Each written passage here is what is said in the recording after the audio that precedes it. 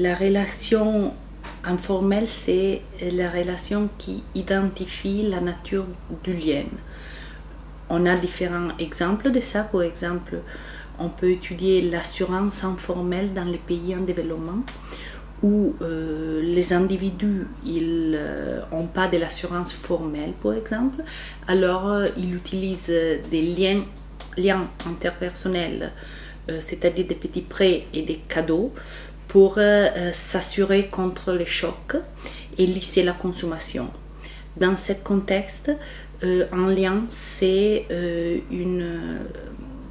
prêt entre deux individus de la même famille ou des voisins, par exemple.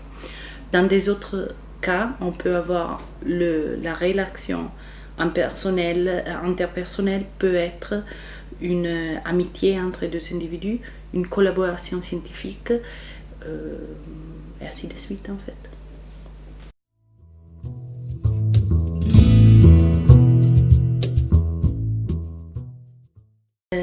Un exemple que j'aime bien, c'est les réseaux d'assurance informelle dans les pays en développement. Il s'agit de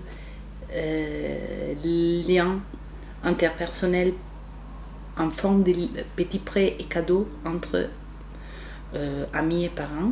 Et ça est très important pour des chocs de nature économique.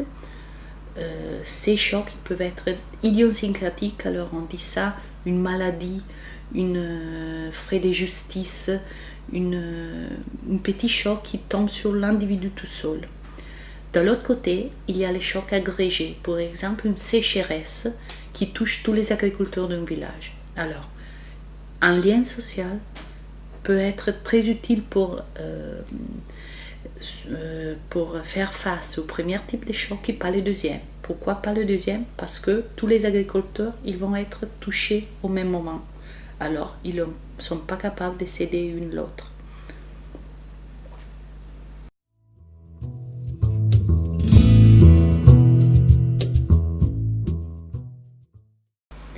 Alors, on sait bien depuis des années que l'épargne est un sujet particulièrement délicat pour les pays en développement, où les gens trouvent très difficile d'épargner et d'accumuler du capital.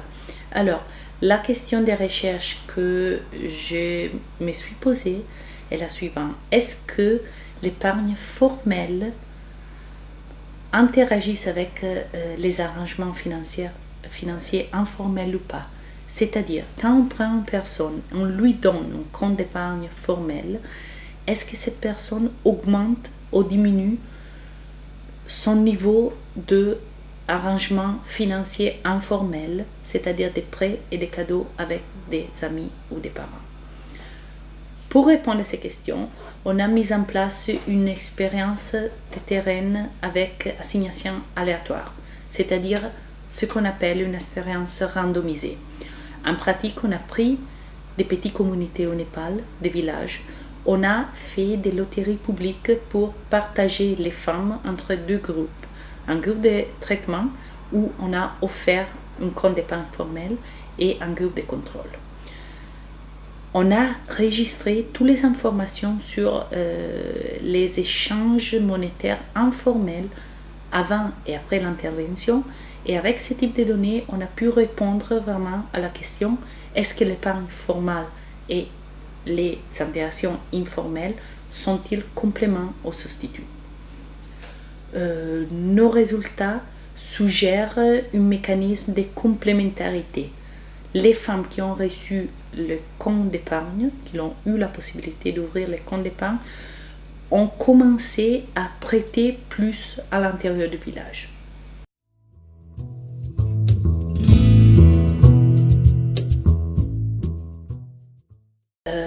La partie plus forte du résultat est le fait qu'on a vu qu'une intervention randomisée a changé la structure du réseau socio-sous-jacent. C'est-à-dire, quand on donne des possibilités d'ouvrir un compte financier aux agents, les résultats sur les réseaux qui sont déjà en place sont vraiment forts. une réflexion qu'on peut faire là-bas, c'est extrêmement positif, je pense, parce qu'on a trouvé un résultat de complémentarité et pas de substitution. Imaginons-nous qu'on avait trouvé un résultat de substitution. Ça veut dire qu'on a dépensé beaucoup d'argent, on a fait une intervention, on a donné la possibilité d'ouvrir des comptes d'épargne et l'agent a simplement substitué un vieux système qui marchait peut-être bien avec le nouveau système qu'on lui a donné, mais en fait il n'y a pas eu d'augmentation au niveau des communautés. Cependant, nos résultats ils montrent une certaine augmentation de l'interaction financière qui est plutôt une bonne nouvelle, je pense.